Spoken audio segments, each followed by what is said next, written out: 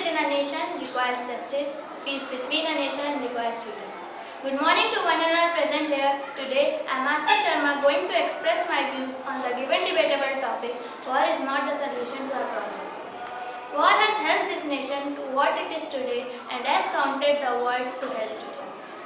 If there is a peaceful solution to a problem, it gives the country what it wants, there is no reason to go to war. So many citizens die in it and they are expensive and they run relations with other countries. If there is a peaceful solution to a problem, I cannot think of any time in history and hypothetical where war is a better solution. It is only beneficial to a country when there is no other way to solve their problem. The numerous conflicts of 20th century produced poets to concentrate their writing on war effect and to make people understand the meaning of peace. So here is a poem about peace by Sri Chinmaya. Try to be a peace distributor. If you cannot be a peace distributor, so try to be a peace lover. If you cannot be a peace lover, then try to be a peace dreamer. If you cannot be a peace dreamer, then try to be a peace thinker. So war is never the answer, and always think of peace in the world.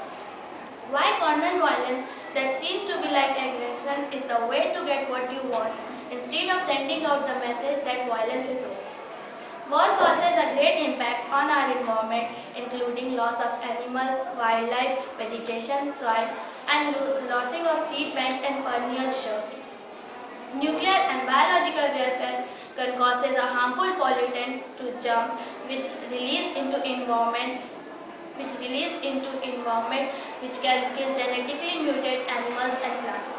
Societies deliberately inculcate the violent behaviors, which are then used to breed cycle of violence.